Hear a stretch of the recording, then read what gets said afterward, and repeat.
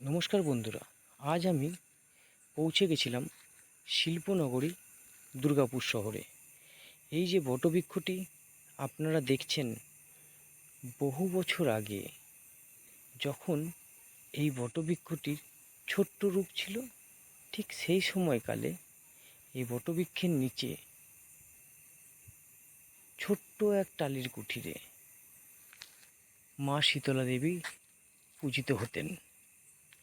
এখন অবশ্য তা কিছু দেখা যায় না, কেননা বটবৃক্ষটি দীর্ঘকায় রূপ ধারণ করেছেন, আর সেই ছোট্ট টালির কুঠিরও এখন আর নেই। যা দেখা যায় তা হলো শীতলা মায়ের মূর্তির কিছু পরিকাঠামো। এখানকার মানুষের সঙ্গে কথা বলে জানতে পারলাম, এলাকাবাসীর সহযোগিতায় এখানে গড়ে উঠেছে এখন এক নতুন মন্দির, যেখানে মা শীতলা বিরাজ করেন। আমরা এখন সেই মন্দিরের দিকে এগিয়ে যাব। আপনারা মন্দিরটি দর্শন করুন।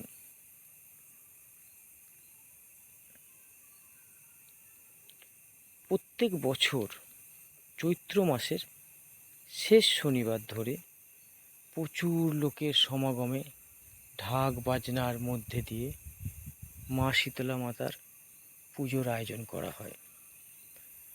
যাদের মনস্কামনা পূর্ণ হয় তারা এই পুজোর দিন ঠাকুরমশাই যখন ঘটে নদীতে জল ভরতে যান, ওনার সঙ্গে গিয়ে নদী থেকে স্নান করে ডন্ডি কেটে এই মন্দিরে আসেন। বলা বাহুল্য, প্রচুর লোক ডন্ডি কাটেন। ওই দিন অবশ্য এই এলাকাবাসীরা ঘরে আগুন জ্বালিয়ে কোনো কিছু রান্না করেন না। আগের দিন নিরামিষ খাবার রান্না করে রাখেন, ওই খাবারই পরের দিন সবাই খান। কথায় বলে মা শীতলা ঠান্ডার দেবী, উনি আগুন পছন্দ করেন না। এলাকাবাসী মায়ের এই কথা মতো রান্না করেন না ওই দিন আগুন জ্বালিয়ে। এখানকার মানুষের দীর্ঘ বিশ্বাস, যে সমস্ত মানুষ এসে মায়ের কাছে নিজের প্রার্থনা করেন, যা প্রার্থনা করেন মা সেই প্রার্থনায় সাড়া দেন।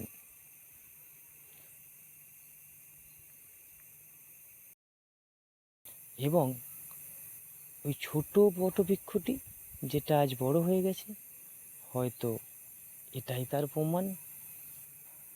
আপনারাও চাইলে এখানে আসতে পারেন এবং মায়ের কাছে নিজের মনস্কামনা জন্য প্রার্থনা করে যেতে পারেন। হয়তো দেখা যাবে আপনিও ওই পুজোর দিন এখানে এসে ডন্ডি কাটছেন। আমি দর্শন করলাম, আপনাদেরকেও মায়ের দর্শন করালাম। যদি আপনাদের ভিডিওটা ভালো লেগে থাকে তাহলে প্লিজ আমাকে জানাবেন। এই ধরনের ভিডিও করতে আমাকে আরও উৎসাহিত করবেন। আর সবাই মিলে বলবেন, জয় মা শীতলা, জয় মা শীতলা, জয় মা শীতলা। নমস্কার, আজ এই পর্যন্তই। এখানেই ভিডিওটি শেষ করলাম।